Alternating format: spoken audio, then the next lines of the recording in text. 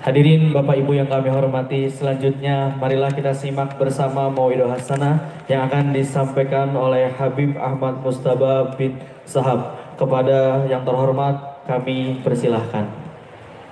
Ala Nabi Muhammad.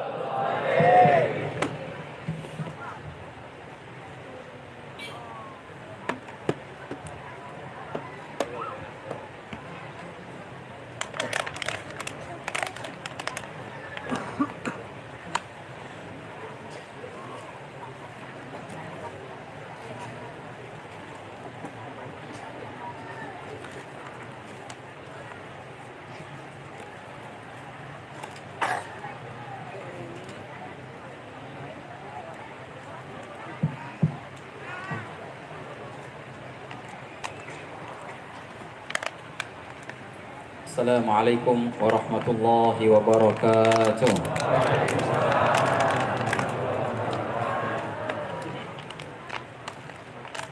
Hadratul mukarramin wal muhtaramin, jami'al hadirin wal hadirat, hafizakumullah wa ra'akum. Wa ballaghakum aqsamunakum, terutama yang sama-sama kita hormati orang tua kita Al-Habib Ali bin Yahya hafizahullah wa ra'ahu, ballaghahu aqsamuna, dan wanajilihi Sayyid Abdullah bin Ali hafizahullah wa ra'ahu ballaghahu aqsamuna, juga yang tadi barusan memberikan nasihatnya kepada kita Sayyidil Habib Syaudi Al-Habsyi dan Al-Habib Ali bin Ahmad As-Segaf hafizahumullah wa ra'ahu ballaghahu aqsamuna, dan yang paling utama guru kita bersama senior Al-Faqir dan guru Al-Faqir Sayyidi Al-Habib Muhammad Bagir bin Ali bin Yahya hafizahullah wa ra'ah wa ballaghahu aqsamana wa mata'ana bihi fi afiyah agar ra'aynahu bina bikum fi dunia wal akhirah. Segenap para dewan guru, para alim, ulama, para tokoh masyarakat, wabil khusus sahibul bait Haji Iwan yang Masya Allah, Allah Ta'ala jadikan ia perantara untuk kita bersama di sini berselawat kepada Nabi Muhammad SAW. Semoga Allah Ta'ala mudahkan segala urusannya, dan semoga Allah Ta'ala senantiasa menaungi kita bersama dalam naungan inayah dan naungan rahmah dan naungan hidayah dan taufiknya insyaAllah. Amin ya Rabbal Alamin. Alhamdulillah, Alhamdulillah Rabbil Alamin, daimil ifdal azimil nawal, المنعم بلا مثال المبدع بلا زوال والذي جوده دائما ولم يزل خطال والصلاة والسلام على سيدنا محمد مولى بلال البدر المتلال صلى الله عليه وعلى آله وصحبه خير صحب وآل. Alhamdulillah, senantiasa puja dan puji syukur kita haturkan kehadirat Allah Subhanahu wa taala atas limpahan nikmahnya, atas limpahan karunia-Nya, atas nikmat kita duduk bersama di tempat yang mulia ini, yang sekarang kalau seandainya Allah Ta'ala bukakan mata hati kita, Allah Ta'ala perdengarkan apa yang dikatakan oleh tempat ini, ia berkata sekarang, laqad marra bi al-yawma dzakirun lillah fahal marra bikum, sungguh telah duduk di atasku hari ini orang-orang yang berzikir kepada Allah, orang-orang yang berselawat kepada Rasulullah. Tempat ini berbangga-bangga dan tempat ini menjadi mulia. Kenapa? Karena ada orang yang berzikir di atasnya. Ada hamba-hamba Allah yang mengenang hamba yang paling mulia di atasnya, maka mulialah tempat itu akhirnya. Wahakata ikhwan. Karena setiap kemuliaan bermuara kepada Rasulullah sallallahu alaihi wasallam. Tempat yang paling mulia di alam semesta adalah kuburannya baginda. Waktu yang paling mulia adalah waktu saat baginda hidup di bumi. Malam yang paling mulia adalah malam kelahirannya Rasulullah sallallahu alaihi wasallam. Daripada umatnya yang paling mulia adalah sahabat-sahabatnya yang dekat dengan Rasulullah sallallahu alaihi wasallam. Semua keberkahan juga bermuara kepada Rasulullah. Keberkahan dunia dan keberkahan akhirat. Ketika baginda dilahirkan, muncullah keberkahan yang luar biasa itu. Yang Masya Allah, kalau kita melihat bagaimana ibu susu Rasulullah, Siti Halimah, Sayyidah Halimah Sa'diyah, mendapatkan keberkahan yang indah. Baginda SAW hidup di desanya, di desa Bani Sa'ad, selama 4 tahun. Dalam riwayat 2 tahun. Ketika itu Siti Halimah bercerita, ketika Nabi Muhammad hidup bersama kami di desa kami, kalau orang-orang lain di rumahnya butuh lilin atau butuh bulan purnama untuk menerangi rumah mereka, namun kami tidak butuh sama sekali apapun, karena di rumah kami ada wajah Nabi Muhammad SAW yang menerangi rumah kami, dan rumah kami terkenal dengan rumah yang terang benderang. Dan dia mempunyai hewan ternak yang Masya Allah, hewan ternaknya itu menjadi gemuk, subur, banyak. Sampai-sampai teman-temannya bilang, Halimah, engkau mengembala kambing di mana? Kok hewan ternakmu gemuk-gemuk? Ayo kita bareng-bareng deh mengembala kambing bareng-bareng. Semuanya bareng-bareng akan mengembala kambing di tempat yang sama. Tapi tetap kambing-kambingnya Siti Halimah balik dalam keadaan gemuk, sehat. Kambing-kambing yang lain biasa-biasa aja. Bukan perihal apa yang dimakan atau makan di mana, tapi siapa yang ada di rumah itu, Nabi Muhammad SAW. Wahakala ikhwan.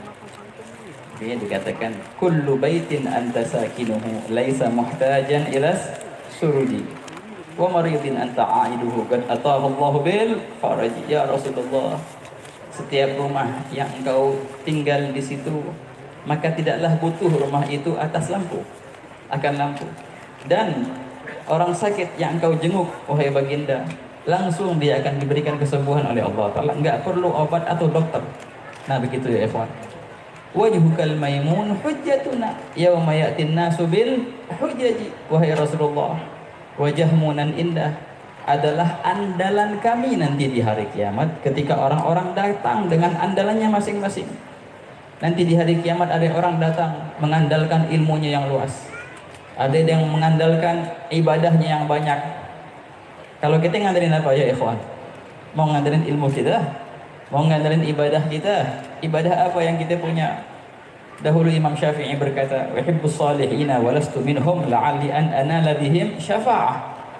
Aku cinta dengan kaum salihin, walaupun aku bukan dari golongan mereka. Itu kata Imam Syafi'i. Padahal beliau, Masya Allah, daripada tokoh dari kaum salihin.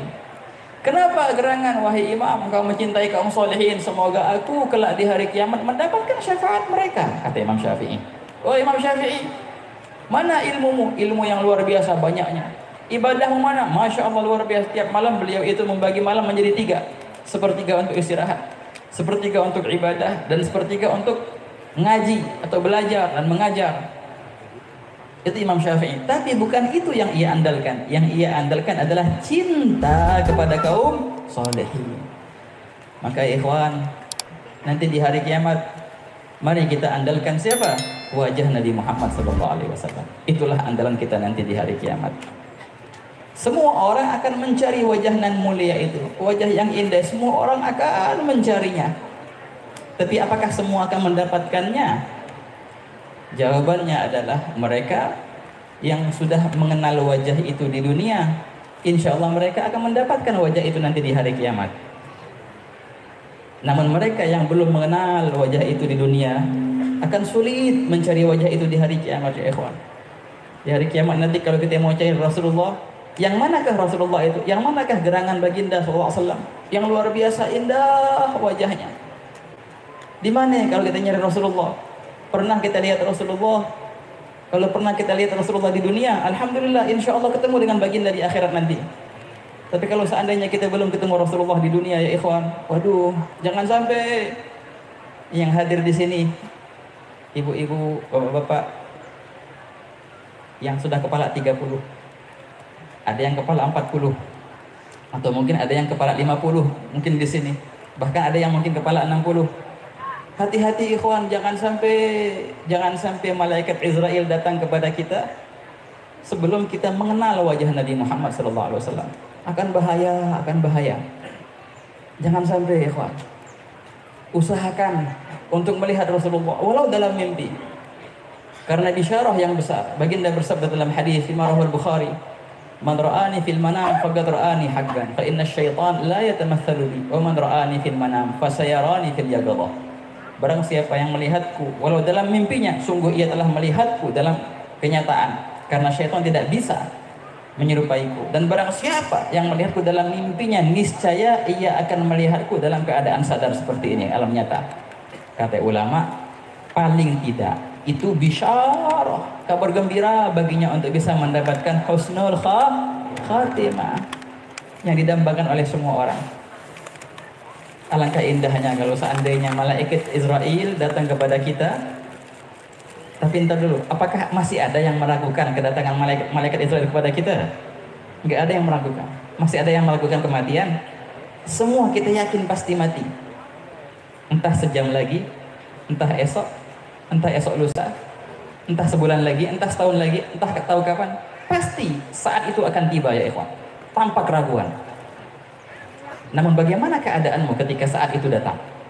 Alangkah indahnya kalau seandainya malaikat Israel datang kepada kita bersama Nabi Muhammad SAW, baginda yang melantunkan talqin kepada kita.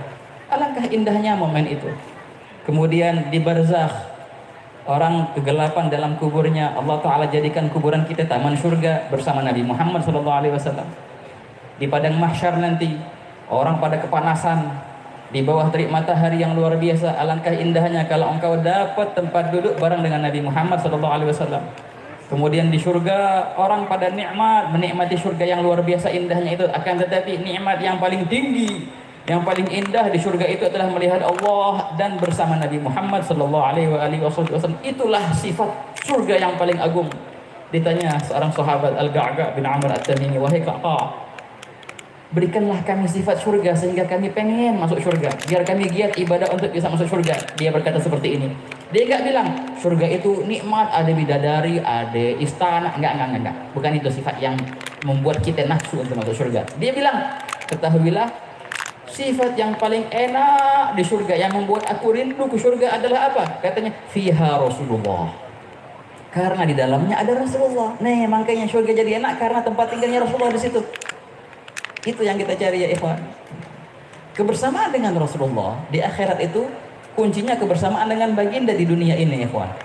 Kalau engkau sudah bersama dengan Rasulullah di rumahmu, engkau sudah bersama Rasulullah di seharianmu, engkau sudah bersama Rasulullah di matamu, engkau sudah bersama Rasulullah di pandanganmu, di telingamu, maka insya Allah akan bersama dengan baginda sallallahu alaihi wasallam. Coba bayangkan ikhwan ya, coba bayangkan aja rumah kita, kalau seandainya nih kita pengen mendapatkan keberkahan yang didapatkan oleh Siti Halimah Sa'diyah, cahaya yang luar biasa dan keberkahan dalam rezeki, bawalah baginda ke rumah kita. Namun kalau seandainya memang Rasulullah mau singgah ke rumah kita, mau berziarah ke rumah kita, pertanyaannya adalah, sudah siap belum kita untuk menerima baginda? Apa kita mau berbenah dulu rumah kita sebelum kedatangan Rasulullah? Kalau seandainya Rasulullah mengunjungi rumahmu, apakah engkau persilahkan masuk langsung? Atau engkau tunggu wahai baginda sebentar, ada pandangan yang engkau mau tutup dahulu, ada perihal yang aku harus sembunyikan dahulu. Nah, itu kuncinya ya ikhwan. Kalau seandainya engkau mau dengan Rasulullah di rumahmu, maka siapkanlah rumahmu untuk tempat tinggal Rasulullah SAW. Tak ada pandangan yang nggak disukai baginda di situ. Tak ada suara yang nggak disukai baginda di situ. Rumahnya Rasulullah, wujudkanlah di rumahmu. Wah, kata ikhwan. Semoga insya Allah akan dikunjungi oleh Nabi Muhammad SAW. Gitu. Wah, kata ikhwan. Kalau baginda SAW rela memotong khutbahnya demi sebatang korma yang menangis karena berpisah dengan Rasulullah, pun juga kalau seandainya Rasulullah melihat rintihan kerinduan di hatimu, pasti baginda akan datang kepadamu. Wah, kata ikhwan. Sallallahu Nabi Muhammad.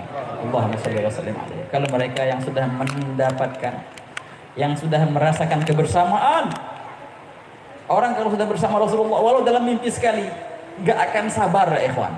Enggak akan sabar. La ya'rifu syauqa illa man yukabiduhu wala sababata illa man yu'aniha.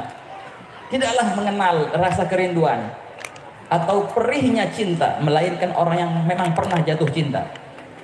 Cinta itu nikmat, tapi di saat yang sama cinta itu perih dan pedih. Justru kenikmatan cinta dalam penderitaan. Dan cinta yang tak ada penderitaan, maka bukanlah cinta. Bagaimana ketika sahabat dahulu nggak bisa tidur sebelum melihat Rasulullah SAW.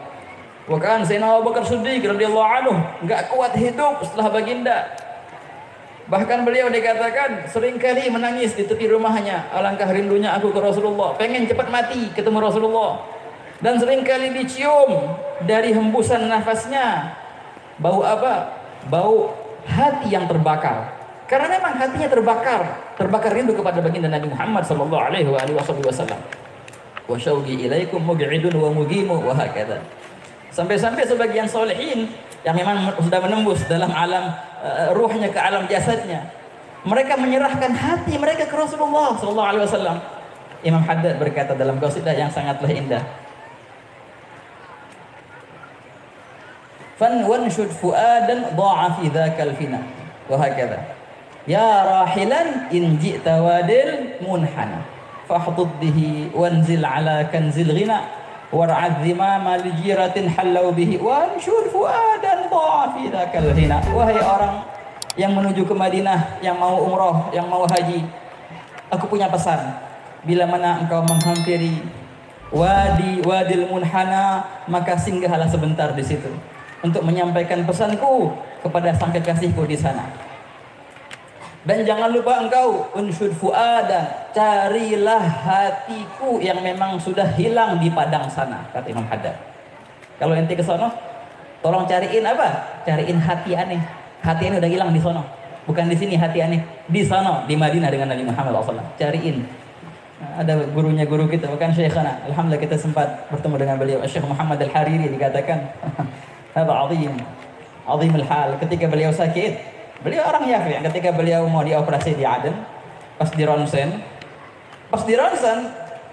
tahu-tahu ini orang hidup masih bernafas, tapi jantungnya kagak ada jantung.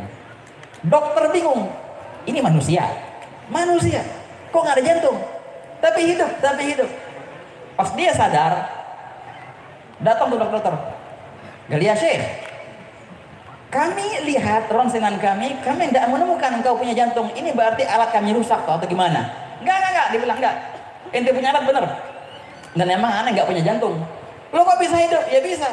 Kekuatan Allah Ta'ala. Emang kemana jantungmu? Jantungku ada di Madinah dengan Nabi Muhammad SAW. No, di sana jantung aneh. Dokternya bilang, lah kalau gitu gimana kita mau operasi? Gini katanya, ya sudah. Insya Allah malam ini ada. Malam ini aku kembalikan sementara jantungku kepadaku. Insya Allah kalian ronsen lagi. Insya Allah ada jantung malam ini. Pas malamnya benar. Beliau di ronsen lagi dan ada jantungnya. Baru dioperasi. Wah kata. Dan kadang-kadang kaum solihin seperti itu ikhwan. Alam ruhnya sudah melebihi sampai masuk ke alam jasadnya. Sampai-sampai jantungnya, hatinya di mana di Madinah. Inilah yang dikatakan oleh Imam Al-Haddad. Wah kata. Kemudian beliau meneruskan qasidah itu. Wah kata. Was'alhumu billahi alla yaqta'u habdal muhibbil mustahami wa in jana.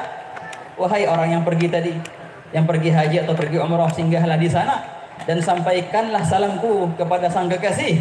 Carilah hati sanubariku yang telah hilang di sana dan bilang kepada sang kekasih itu, janganlah engkau memutuskan tali hubunganku kepadanya walaupun aku ini hamba yang sudah banyak kesalahan.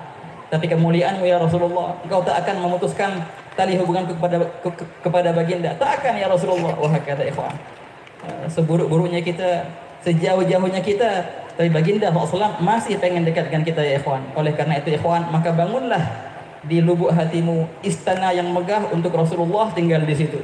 Jadikanlah rumahmu rumah yang siap untuk diziarahi Rasulullah SAW. Mulailah kebersamaan dengan baginda di saat-saat ini sehingga insya Allah kebersamaan itu akan menjadi nyata ketika malaikat Israel datang, kemudian ketika di barzakh, kemudian ketika di padang mahsyar, kemudian sampai berdampingan pundak kita dengan pundak baginda ketika masuk surga insya Allah. Amin ya rabbal alamin. Allahumma ya man waffaqa ahlil khair wa anahum alaih wafiqna Allahumma lil khair wa a'inna alaih hanin ilaina ruhahu syarif wa mazgil hijab bainana wa bainahu fi afiyah حتى تفنى صفاتنا في صفاته وأفعالنا في فعله وأدواتنا في ذاته مع العافية التامة برحمتك يا أرحم الراحمين. أقر عينه بهذا المجلس ومن حضر فيه واجمعنا وانفعنا وارفعنا برحمتك يا أرحم الراحمين. إذن بكشف الحجاب وافتح الأبواب وأذقنا لذة المناجاة والخطاب وأدخلنا في خواص الأحباب يا فتاح يا وهاب Wa sallallahu ala sayyidina Muhammadin wa ala alihi wa sahbihi wasallam. Alhamdulillahi rabbil alamin. Wassalamualaikum warahmatullahi wabarakatuh. أرحم الراحمين يا